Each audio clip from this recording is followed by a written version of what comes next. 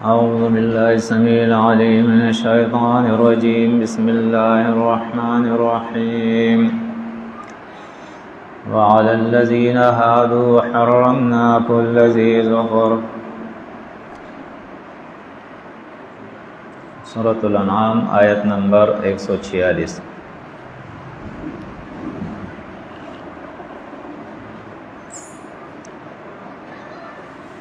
اس سے پہلے جو چیزیں حرام ہے اس کا ذکر ہوا، اور اس سے پہلے یہود اور اس کے علاوہ مشرکین مکہ، نصرانی، یہ جتنی قومیں گزری تھی،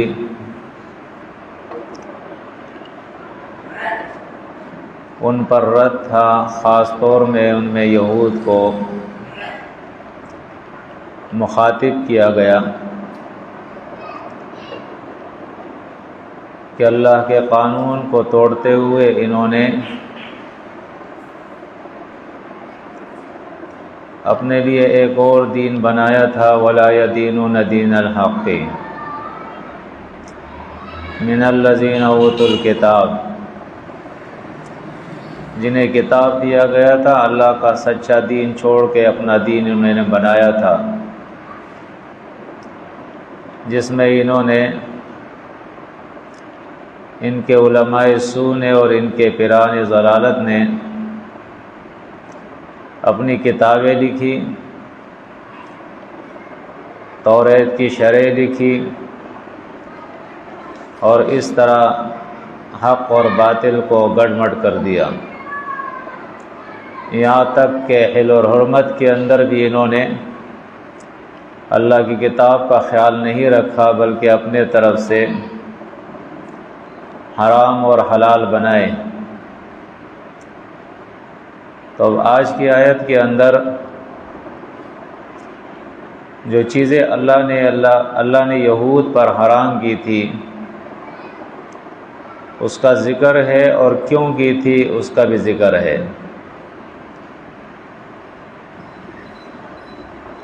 کیونکہ اس کے اندر دو چیزیں ہیں. ایک ہے وہ چیزیں جو یہود نے، ان کے علماء نے اپنے طرف سے حرام کی تھی، اپنے طرف سے حلال کی تھی، تو اس کی اللہ تردید فرما رہا ہے. اور ایک وہ چیز تھی جو اللہ نے ان پر حرام تو کی تھی، اور وہ چیزیں بھی حلال چیزیں تھی، طیب چیزیں تھی، لیکن ان پر حرام کر دی تھی. تو اس کی وجہ بتا دی کہ ان کی بغاوت، نافرمانی کی وجہ سے. تو ان دونوں چیزوں کو ہمیں اپنے سامنے رکھنا ہے. قرآن اس کی وضاحت کرے گا. وَعَلَى الَّذِينَ، اور ان لوگوں پر، ہادو، جو یہودی ہوئے، اپنے آپ کو یہودی کہنے لگے، حالانکہ اسلام ابتدا سے اسلام ہی ہے، اور اسلام کے ماننے والے مسلم ہے. اس کے علاوہ کوئی گنجائش نہیں کہ کوئی اپنا نام رکھے. تو انہوں نے اپنے آپ کو یہودی کہا. فرمایا ان لوگوں پر جو یہودی ہوئے، حرمنا، حرام کیا تھا ہم نے، کل ذی ظفر، ہر ناخون والے جانور کو. ذی والا، ظفر ناخون. ناخون کسی کا بھی ہو، انسان کا ہو، جانور کا ہو، اس کو ظفر کہتے ہیں. تو جو ناخون والے جانور تھے اللہ نے ان پر وہ حرام کر دیے تھے. تو اس کے اندر بھی پھر تقسیم ہے. ایک ناخون والے پرندے اور جانور وہ ہوتے ہیں جن کے پاؤں کے جو ناخون ہوتے ہیں یا ان کی انگلیاں ہوتی ہیں وہ آپس میں ملی ہوتی ہے، جس کو پنجہ کہتے ہیں. جیسے باز ہو گیا یا چیل ہو گیا، اس قسم کی پرندے ہوتے ہیں. اور ایک وہ ہوتے ہیں جن کے ناخون تو ہوتے ہیں لیکن ان کی انگلیاں آپس میں ملی ہوتی ہے، یہ وہ پنجے والے ہوتے ہیں. اور ایک وہ ہوتے ہیں جو الگ الگ ہوتے ہیں. جیسے آپ دیکھو مرغی ہے، یا اس قسم کی جو جتنے بھی حلال پرندے ہیں تو ان کی انگلیاں ایک دوسرے سے الگ ہوگی، ناخون تو ہوں گے لیکن الگ ہوں گے۔ تو جو ناخون والے ہیں جن کی انگلیاں ایک دوسرے سے الگ ہیں، وہ پنجوں سے شکار نہیں کرتے ہیں، وہ درندے قسم کے نہیں ہوتے ہیں۔ تو ان پر اللہ رب العزت نے جو طیب اور حلال چیز تھی ان کو بھی اللہ نے حرام کر دیا ہے۔ اس میں کیا تھی؟ کل ذی ظفر، ہر ناخون والا، چاہے وہ کسی قسم کا بھی ہو۔ ومن البقر، اور گائے بیل میں سے۔ البقر سے مراد یہاں گائے بھی ہے اور بیل بھی ہے، یہ اصل میں جمع ہے اور اس کے واحد بقرۃ ہے، اس میں دونوں چیزیں شامل ہیں۔ والغنم، اور بکریوں میں سے، اس کے اندر بھی بکرا اور بکری نر اور مادہ دونوں شامل ہیں۔ تو فرمایا ہر ناخون والا، اور اسی طرح گائے اور بیل، بکرا بکری، ان میں سے کیا چیز ہم نے حرام کی تھی؟ حرمنا، ہم نے حرام کیا تھا، علیہم، ان کے اوپر، شحومہما، ان کی چربی، یعنی یہ جانور اللہ نے حرام نہیں کیے تھے، یعنی جو گائے بیل ہے، بکری بکرا ہے، تو یہ تو اللہ نے حرام نہیں کیے تھے، لیکن ان کی چربیاں اللہ نے حرام کر دی ان کے اوپر۔ اب چربیوں کے اندر بھی کچھ حصہ جو ہے اللہ نے مستثنا رکھا ہے، الا مگر ما جو حمل ظہورہما، اٹھایا تھا ان کے پیٹوں نے، پشتوں نے۔ اس سے مراد یہ ہے کہ جو ان کے پیٹھ کے ساتھ لگی ہوئی چربی تھی وہ تو اللہ رب العزت نے ان کے لیے جائز قرار دی تھی، حلال کی، یہ تم کھا سکتے ہو۔ اول حوایا، یا وہ چربی جو ان کی آنتوں اور انتڑیوں کے ساتھ ملی ہوئی تھی، وہ بھی اللہ نے اس کی اجازت دے دی تھی۔ او ما اختلطا بعظم، او ما، یا جو اختلطا، ملے ہوئے تھے، بعظم، اڈی کے ساتھ، جو اڈی کے ساتھ جو حصہ چربی کا ملا تھا اس کی بھی اللہ نے اجازت دے دی تھی کہ یہ بھی تم کھا سکتے ہو، اس کے علاوہ نہیں کھا سکتے۔ یعنی وہ چربی کا حصہ جو گوشت کے ساتھ ملا ہے وہ اللہ نے ان پر حرام کر دیا تھا، اور اصل چربی وہی ہوتی ہے جو گوشت کے ساتھ ملی ہوتی ہے کھانے والی۔ فرمایا ذالکا، یہ جو اللہ نے ان کے اوپر طیب چیزوں کو، پاک چیزوں کو، حلال چیزوں کو حرام کیا تھا، کیوں کیا تھا؟ یعنی یہ کوئی عام قانون نہیں تھا، شریعت نہیں تھی۔ ذالک، یہ جزیناہم، بدلہ دیا تھا ہم نے ان کو، ببغیہم، ان کی سرکشی کی وجہ سے، جو اللہ کی نافرمانیاں یہ کر رہے تھے اس کی وجہ سے ہم نے ان کو یہ سزا دی تھی۔ وَإِنَّا، اور بے شک ہم، لَصَادِقُونَ، لام تاکید کا ہے، ضرور، صادقون، سچے ہیں، یعنی سچ کہہ رہے ہیں، ہم جو بیان کر رہے ہیں یہی بات سچی ہے۔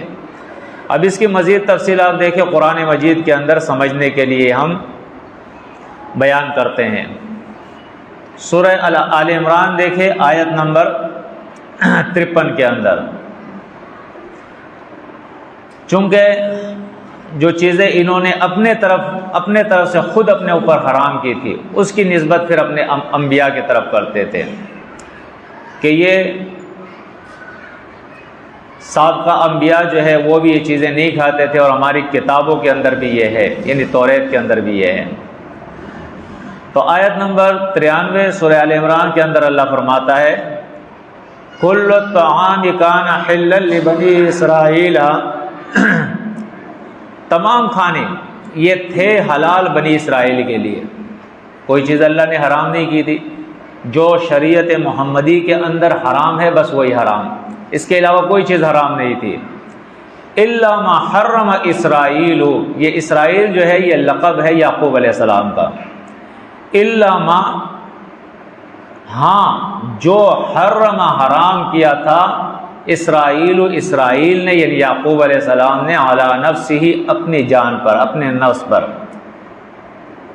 اب یہ حرمہ یہاں مراد اس سے وہ حرام نہیں ہے جو اللہ حرام کرتا ہے۔ حرمہ کے معنی اصل میں کسی چیز کا بند کر دینا اور روک دینا۔ جیسے مثال کے طور پر کوئی ڈاکٹر کے پاس جاتا ہے اور ڈاکٹر اس سے کہتا ہے کہ بھائی تمہیں بڑا گوشت نہیں کھانا ہے، تمہیں نقصان ہوگا، تو وہ بڑے گوشت سے پھر پرہیز کرتا ہے، نہیں کھاتا ہے وہ۔ کسی سے کہتا ہے کہ تم چربی نہیں کھانا، کسی سے تیل کا استعمال نہیں کرنا، کسی سے مرچی کا استعمال نہیں کرنا، تو یہ بھی اس ڈاکٹر کے طرف سے اس پر حرام ہو جاتا ہے پرہیز کے لحاظ سے۔ تو جو یعقوب علیہ السلام تھا اس نے اپنے اوپر، اب اس کے اندر ایک روایت آتی ہے مستدرک حاکم کے اندر کہ عبداللہ ابن عباس رضی اللہ تعالیٰ عنہما سے روایت ہے کہ نوح علیہ السلام نے، یعقوب علیہ السلام نے ایک منت مانی تھی، نظر مانی تھی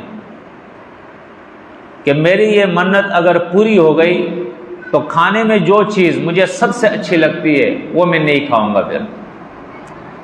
اور پھر اس روایت میں آتا ہے کہ یعقوب علیہ السلام کو سب سے اچھی چیز جو کھانے میں لگتی تھی وہ اونٹ کا گوشت تھا، تو اس نے اپنے اوپر اونٹ کا گوشت، منت اس کی پوری ہو گئی تو اس نے گوشت اپنے اوپر بند کر دیا اونٹ کا۔ پھر دیکھا دیکھی اس کے پیچھے جو لوگ آئے تھے انہوں نے بھی اونٹ کا گوشت کھانا منع کر دیا۔ آہستہ آہستہ پھر جو یہود کے علماء تھے انہوں نے پھر توریت کے شرعوں کے اندر لکھنا شروع کر دیا، دیگر کتابوں کے اندر لکھنا شروع کر دیا۔ یعنی یہ آج اس وقت ہمارے اس امت کا حال نہیں ہے، اس سے پہلے بھی علماء سو جو ہے وہ اسی طریقے کے کام کرتے تھے۔ جس طرح آج ہم دیکھیں ہمارے یہاں بڑی بڑی تفسیریں لکھی گئی ہے، شرح لکھی گئی ہے، کتابیں لکھی گئی ہے، فتاووں کی کتابیں الگ ہے، اور اسی طرح احادیث کی کتابیں ہیں۔ تو سب سے پہلا ظلم تو یہ ہوا کہ قرآن اور حدیث کی کتاب میں فرق ختم کر دیا گیا۔ قرآن بھی وحی کی کتاب ہے تو بخاری میں جو بخاری لکھی ہے یہ بھی وحی کی کتاب ہے۔ یقین آپ مانیں، میں جہلاء کی بات نہیں کرتا ہوں، عامیوں کی بات نہیں کرتا ہوں۔ آپ امتحان لیں، بڑے بڑے مفتی، بڑے بڑے علامہ، اور خاص طور پر دیگر بھی ہے، میں اس کو تخصیص نہیں کرتا ہوں لیکن صرف سمجھانے کے لحاظ سے، خاص طور پر اگر آپ اہل حدیث علماء سے پوچھیں یا دیگر علماء سے بھی آپ پوچھ لیں، چاہے وہ بریلوی ہو، دیوبندی ہو، کہ بخاری کی صحیح بخاری جو آپ کہتے ہو تو یہ بخاری کی جو کتاب ہے یہ وہی ہے یا نہیں؟ وہ کہے گا یہ وہی ہے۔ مسلم کی کتاب وہی ہے، تمام احادیث کی کتابیں وہی ہے۔ تو جب اس کو وہی کہہ دیا گیا تو لازمی بات ہے اس کی بات کو کیسے وہ ٹھکرا سکتے ہیں؟ تو خاص طور پر امام بخاری کی کتاب بخاری اور مسلم کی کتاب مسلم، ان دونوں کی روایت جب آ جاتی ہے اس کو کہتے ہیں متفق علیہ۔ اب متفق علیہ کے بارے میں تو اس امت کے علماء اور اکثریت کا یہ نظریہ ہے کہ جب ایسی کوئی حدیث آ جائے اور وہ قرآن سے ٹکرائے تو ہم قرآن کی آیت کی تعویل کریں گے، اس حدیث کی نہیں کریں گے۔ ہو سکتا ہے وہ قرآن کی آیت ہماری سمجھ میں نہیں آ رہی ہو، لیکن چونکہ یہ تو نبی کریم صلی اللہ علیہ وسلم کی بات ہے، وہ ہم سے زیادہ سمجھتے تھے، لہٰذا یہی بات صحیح ہے۔ اور اسی بات کو ان کے علماء نے بھی لکھا ہے۔ جیسے اس دور کے اندر آپ دیکھیں تفہیم اسلام کے نام سے ایک کتاب ہے مسعود BSc کی، جو جماعت المسلمین کے امیر گزرے ہیں، اس میں لکھا ہے کہ اللہ نے احادیث کی جو حفاظت کی ہے اتنی اللہ نے قرآن کی بھی نہیں کی ہے، قرآن سے زیادہ احادیث کی حفاظت کی ہے۔ جب قوموں کے دماغ میں یہ بات ڈالی جائے گی تو لوگ پھر کیا کریں گے؟ اللہ کی کتاب کو چھوڑ دیں گے۔ اور آج جتنے بھی علماء ہیں آپ ان کے فتاوے ان کے دیکھیں، دارالافتاء کے اندر جا کے دیکھیں، جب بھی یہ فیصلہ کرتے ہیں کسی بھی مسئلے کا اور فتویٰ دیتے ہیں تو قرآن کے بجائے ان کے اپنے لکھی ہوئی فقہ اور یا کوئی حدیث کوئی تفسیر اس کا حوالہ ہوگا اور اس پہ فیصلہ ہوگا، قرآن کی آیت پہ فیصلہ نہیں ہوگا۔ تو بنی اسرائیل نے بھی یہ کچھ کیا تھا، سب کچھ گڑمڑ کر دیا تھا، حق اور باطل کو گڑمڑ کر دیا تھا۔ آج بھی ضرورت ہے اس بات کی، جو علماء حق ہے وہ اس چیز کے اندر امتیاز پیدا کرے، ورنہ امت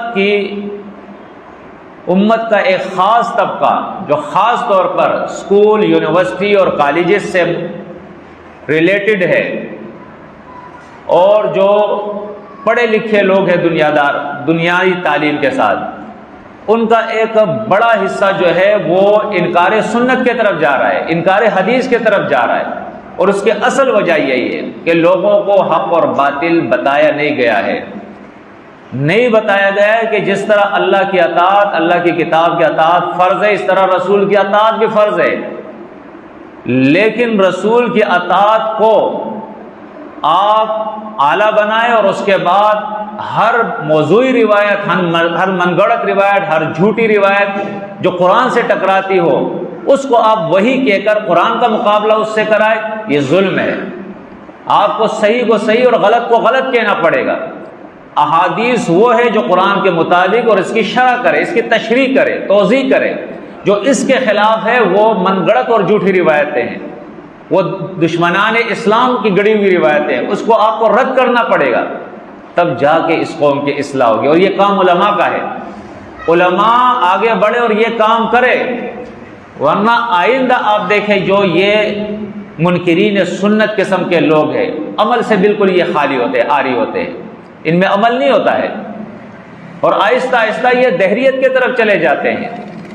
تو اگر علماء یہ کام نہیں کریں گے، حق اور باطل کو الگ نہیں کریں گے، اور اس بات کو لوگوں کو نہیں بتائیں گے کہ بھائی اصل کتاب قرآن مجید ہے جو وہی کی کتاب ہے، باقی جتنی بھی کتابیں ہیں اس کتاب کی تشریح میں اس کو ہم لے سکتے ہیں، لیکن اس کتاب کی مخالفت یا مقابلے میں ہم نہیں لے سکتے اس کو، وہ مخلوق کی لکھی ہوئی کتاب ہے، یہ خالق کی کتاب ہے۔ تو بہرحال یعقوب علیہ السلام نے اپنے اوپر اس روایت کے مطابق اونٹ کا گوشت اپنے اوپر بند کر دیا تھا کہ میں یہ نہیں کھاؤں گا،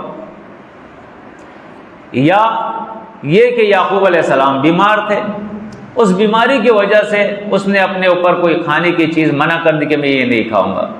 اس کے دیکھا دیکھی میں پھر مفسرین نے لکھا ہے کہ 3 چیزیں ایسی تھی، بعد میں اس کو زیادہ بھی لکھا ہے، ایک اونٹ، دوسرا جو ہے وہ خرگوش، اور تیسرا فاران نام کا ایک ہے۔ یہ 3 چیزیں انہوں نے اپنے اوپر بند کر دی، اور بعض میں شتر مرغ کا بھی آتا ہے، بطخ کا بھی آتا ہے کہ انہوں نے، یہود نے اپنے کتابوں کے اندر یہ لکھ دیا کہ یہ چیزیں اللہ نے ہم پر حرام کر دی، ہم یہ نہیں کھائیں گے۔ تو اللہ رب العزت اب اس کتاب کی اس آیت، قرآن مجید کی اس آیت سورہ آل عمران کے اندر چیلنج کرتا ہے ان کو کہ اللہ نے بنی اسرائیل پہ کوئی چیز حرام نہیں کی تھی، جو کھانے کی چیزیں اور حلال اور طیب چیزیں، اس سے مراد ہوا ہے الا ما حرم اسرائیل علی نفسہ، یہ تو یعقوب علیہ السلام نے خود اپنے اوپر یہ چیزیں بند کی تھی، من قبل ان تنزل التورات، تورات کے نزول سے پہلے یہ بات ہوئی تھی۔ قل فاتوا بالتورات، ان سے کہو کہ تورات لے آؤ، ان کے علماء سے کہو تورات لے آؤ، فتلوها، اس تورات کو پڑھو میرے سامنے، ان کنتم صادقین، اگر تم سچے ہو دکھا دو تورات میں یہ نہیں دکھا سکتے۔ یہ چیلنج 1450 سال ہو گئے ہیں، لیکن اس چیلنج کا جواب انہوں نے نہیں دیا ہے، یہود اس کا جواب نہیں دے سکے، کیونکہ ان کو پتہ ہے کہ اصل نسخے میں تو یہ چیز نہیں ہے، یہ تو بعد کے جو پھر نسخے، جیسے مثال کے طور پہ مفسرین نے لکھا ہے ان کی ایک کتاب ہے اخبار کے نام سے، بائبل میں سے ایک جو ہے وہ استثناء کے نام سے، اس کے اندر جو شروعات ہیں، ان کے شروع ہے، اس کے اندر انہوں نے یہ پھر لکھا ہے، اصل نسخے کے اندر یہ نہیں ہے۔ تو اللہ رب العزت نے اس آیت کے اندر یہ تشریح فرما دی کہ بنی اسرائیل پہ کھانے کی کوئی چیز اللہ نے جو طیب اور حلال ہے حرام نہیں کی تھی، الا یہ کہ یعقوب علیہ السلام نے اپنے جان پہ خود بند کر دی تھی۔ اب اس کے بعد آئے سورۃ نساء کے اندر، آیت نمبر 160 کے اندر فَبِظُلْمٍ مِّنَ الَّذِينَ هَادُوا حَرَّمْنَا عَلَيْهِمْ طَيِّبَاتٍ، اور ظلم کی وجہ سے، یہودیوں کے ظلم کی وجہ سے، شرک کی وجہ سے، نافرمانیوں کی وجہ سے، اللہ فرماتا ہے حرمنا، حرام کیا تھا ہم نے، علیہم ان کے اوپر، طیبات، طیب چیزوں کو، حلال چیزوں کو، احلت لہم جو ان کے لیے حلال کی گئی تھی وہ اللہ نے ان پہ حرام کر دی. کیوں؟ وبصدہم، ایک وجہ بتائی فبظلم من الذین عادوا، ظلم کی وجہ سے، دوسری وبصدہم عن سبیل اللہ کثیرا، اور ان کی اس حرکت کی وجہ سے کہ یہ کثرت سے لوگوں کو اللہ کے صحیح دین سے منع کرتے تھے. آج بھی آپ دیکھ لیں، جو بھی عالم حق بیان کرنا شروع کر دے وہ معتزلی ہو جائے گا، وہ منکر حدیث ہو جائے گا، وہ خارجی ہو جائے گا، وہ گمراہ ہو جائے گا. بھائی کیوں؟ وہ قرآن بیان کر رہا ہے، وہ توحید بیان کر رہا ہے، وہ سنت بیان کر رہا ہے، وہ جو ملاوٹ ہے اس کو صاف کر رہا ہے کہ یہ تمہاری لکھی ہوئی چیزیں ہیں، ملاوٹ ہے یہ. تو اس کی سزا اس کو یہ دی جاتی ہے کہ اس کو بالکل اکیلا کر دیا جاتا ہے تاکہ عوام اس کے قریب ہی نہ جائے، اسے بدنام کر دیا جاتا ہے. اس وجہ سے اکثر علماء حق سمجھتے ہوئے خاموش بیٹھے ہیں کہ اگر ہم بیان کریں گے تو ہم پہ بھی فتوے لگنا شروع ہو جائیں گے، ہم بھی دائرے سے خارج کر دیے جائیں گے. تو اللہ بیان فرماتا ہے وَأَخْذِهِمُ الرِّبَا، اور ان کے سود لینے کی وجہ سے سود خور ہو گئے تھے یہ. وَقَدْ نُهُوا عَنْهُ، اگرچہ اس سود سے ان کو منع کیا گیا تھا. وَأَكْلِهِمْ أَمْوَالَ النَّاسِ بِالْبَاطِلِ، اور لوگوں کا مال ناجائز طریقے سے کھانے سے ان کو منع کیا گیا تھا، لیکن یہ کام کرتے تھے. آج بھی ہے، آپ دیکھیں، ملاوٹ، جھوٹ، ذخیرہ اندوزی، ناپ تول میں کمی، اسی طرح لوگوں کے مال کو ناجائز طریقوں سے قبضہ کرنا، ان کو گھسیٹ کے تھانوں میں لے جانا، کورٹ میں لے جانا، اور وہاں ظالم مل کے پھر وہاں کی پولیس اور وہاں کے جو پیشکار اور جج ہے سارے مل کے کچھ وہ کھاتے اور کچھ اس کو کھلاتے، اور جس کا چیز ہوتی ہے وہ اس سے ہڑپ کر دیتے. یہ سب کچھ وہ یہودیوں کی سنت ہے، اور آج ہماری امت کی اکثریت نے اس چیز کو اپنایا ہے. تو فرمایا ان کی سرکشی کی وجہ سے اللہ رب العزت نے یہ چیزیں ان کے اوپر حرام کر دی تھی. اب آئیے سورۃ آل عمران کے اندر آیت نمبر 50 دیکھیں. جب اس کے بعد توریت کے بعد انجیل اللہ نے نازل فرمائی، عیسیٰ علیہ السلام اور عیسیٰ علیہ السلام آئے جو بنی اسرائیل کے آخری رسول تھے، آخری نبی تھے. تو عیسیٰ علیہ السلام کے آنے پر اللہ رب العزت نے ان کی زبانی سے انجیل کے اندر یہ حکم نازل فرما دیا، اور وہ قرآن میں بھی اللہ نے ذکر کر دیا ہے کہ جب عیسیٰ علیہ السلام آئے ہیں ان کے پاس، تو اب عیسیٰ علیہ السلام کیا کہتے ہیں؟ آیت نمبر 50 کے اندر دیکھیں. وَمُصَدِّقًا لِمَا بَيْنَ يَدَيَّ مِنَ التَّوْرَاةِ وَأُحِلَّ لَكُمْ بَعْضَ الَّذِي حُرِّمَ عَلَيْكُمْ وَجِئْتُكُمْ بِآيَةٍ مِّن رَّبِّكُمْ فَاتَّقُوا اللَّهَ وَأَطِيعُونِ. میں تمہاری کتاب یعنی توریت کی تصدیق کرنے والا ہوں. وَأُحِلَّ لَكُمْ، اور حلال کر رہا ہوں تمہارے لیے، بعد الذی، بعض وہ چیزیں، حرم علیکم جو حرام کی گئی تھی تم پہ، جو طیب چیزیں، حلال چیزیں تم پر حرام کر دی گئی تھی تمہاری سرکشی کی وجہ سے، ظلم کی وجہ سے. توبہ کرو، ایمان لے آؤ، اللہ رب العزت تمہیں معاف کر دے گا اور وہ چیزیں تم پر حلال ہو جائے گی. تو اب دیکھیں قرآن نے نتیجہ بھی نکال دیا کہ جو چیزیں حلال ہیں شروع سے وہی حلال ہے، وہی طیب ہے. یہ نہیں کہ وہاں کچھ اور قانون تھا یہاں کچھ اور قانون ہے. ایک ہی قانون ہے، ایک ہی دین ہے. اس لیے سورۃ الاحقاف کے اندر اللہ اپنے نبی سے فرماتا ہے کہ ان سے کہو قل ما کنت بدعا من الرسل، میں کوئی نیا دین، بدعی دین لے کے تمہارے پاس نہیں آیا ہوں. وہی دین ہے جو اللہ کا دین، جو نوح علیہ السلام کی طرف وہی تھی، جو ابراہیم علیہ السلام کی طرف، جو موسیٰ علیہ السلام، عیسیٰ علیہ السلام، وہی دین میں لایا ہوں تمہارے طرف، کوئی الگ دین نہیں ہے. تو اس طرح آپ دیکھیں قرآن مجید نے اس کی تشریح فرما دی ہے اور وضاحت کر دی ہے. وعلی الذین اور ان لوگوں پر ہادو جو یہودی ہوئے حرمنا حرام کیا تھا ہم نے کل ذی ظفر ہر ناخون والے جاندار کو ومن البقری اور گائے بیل میں سے والغنمی اور بکریوں میں سے حرمنا ہم نے حرام کیا تھا علیہم ان کے اوپر شحومہما ان کی چربی الا ما سوائے اس چربی کے حملت ظہورہما جو ان کے پیٹوں پہ تھی. تو لفظی معنی تو میں نے کر دیا اٹھایا تھا ان کے دونوں کے پیٹوں نے، لیکن اس کا مفہوم یہ ہے الا ما حملت ظہورہما مگر وہ جو ان کے پیٹوں سے لگی ہوئی تھی او الحوایا یا ان کی انتڑی اور آنتوں سے او مختلط بعظم یا جو ملی ہوئی تھی ان کے ہڈی سے ذالک جزیناہم یہ بدلہ دیا تھا ہم نے سزا دی تھی ہم نے ان کو ببغیم ان کی سرکشی اور نافرمانی کی وجہ سے وَإِنَّا لَصَادِقُونَ اور بے شک ہم سچے ہیں.